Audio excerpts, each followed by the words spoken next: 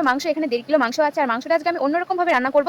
তো শুকনো লঙ্কা বাটা, রসুন বাটা, আদা বাটা সব কিছু নিয়ে নিচ্ছি। আর মশলার মধ্যে পরিমাণ মতো নুন, হলুদ গুঁড়ো, সর্ষের তেল, নুন, হলুদ দিয়ে ভালো করে একটু দেখো এখানে মেখে নিচ্ছি। তো মাখা পুরোপুরি হয়ে গেছে। এরপর আমি ঢেকে টক দইটা আমি এখানে ফেটিয়ে নেব। আমি কড়াইতে তেল দিয়ে কড়াইটা নিয়েছি। এরপর যে মশলাটা মেখে রেখেছিলাম, তো ওই মশলা দিয়ে এখন মাংসটা ভালো করে মেখে নেব, আবার ঢেকে রেখে দেবো। তো দেখো এরকম ভালো করে মেখে আমি, তো বন্ধুরা মাংস দিয়ে চিতই পিঠা খেতে গেছি, একটা তেজপাতা চিড়ে দিয়ে দিয়েছি। এটা ফোড়নে পেঁয়াজ কুচি, তো পেঁয়াজ কুচিটাও দিয়ে করে ভাজা হয়ে গেছে, ব্রাউন কালার করে ভেজে নিয়েছি। এরপর মাংসটা আমি দিয়ে দিচ্ছি, ঝোল করে নেব। তো মুরগির মাংস লাল লাল ঝোল করে খেলে, কাঁচা লঙ্কা দেখতে পাচ্ছ, লাল আর সবুজ কালারের কাঁচা লঙ্কা দেখতেও কিন্তু খুব, ফেটিয়ে রাখা টক দইটা খেতে থাকবো। এরপর আমি এখানে পরিমাণ মতো জল দিয়ে দেবো। এরপর এখানে দেখো এখানে গরম ইউজ করবে না, গরম জল দেখো এখানে আমি একটু মাংসের ঝোল উঠিয়ে নিয়ে গরম মশলাটা দিয়ে দিই। ভিডিওটি যদি ভালো লেগে থাকে মাংস রান্নার, তো রান্নাটি পুরোপুরি হয়ে গেছে দেখতেই পাচ্ছ। তো ভালো লাগলে অবশ্যই সাবস্ক্রাইব, লাইক, কমেন্ট এবং শেয়ার করে দেবেন।